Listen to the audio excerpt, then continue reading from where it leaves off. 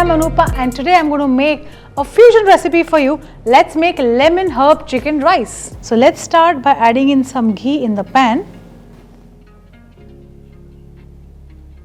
So while the ghee is getting heated, let me just show you what all I need. Since I'm making a chicken rice, I need chicken, boneless pieces of chicken which are shredded, and this is how it is, nice fine shreds of chicken. And of course, a lot of times at home we end up having a lot of leftover rice. If you have basmati leftover rice, this rice will really come out nice because of its grains and also because it's not very starchy. So we've got some basmati rice and some chicken, and the ghee is also hot. Now into this ghee, let's add in some chopped garlic, and I've got some celery.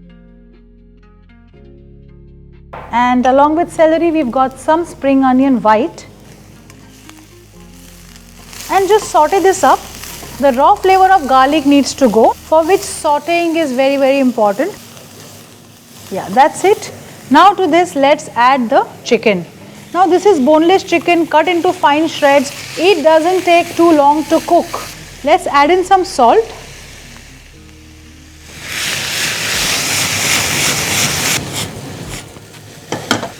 Here you can see the chicken is almost getting done. Let's add in some herbs to this. Just take a sprig and just put in the leaves. These are fresh herbs and they impart real nice flavor to the dish. So let's add a little bit of chili flakes, just as much as you would like. Some lemon juice. Since it's lemon herb chicken rice, let's add lemon juice. Now we'll add in the rice.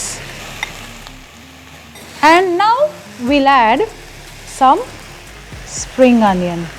Maybe a little bit of salt just to adjust the final seasoning. And now let's just toss this.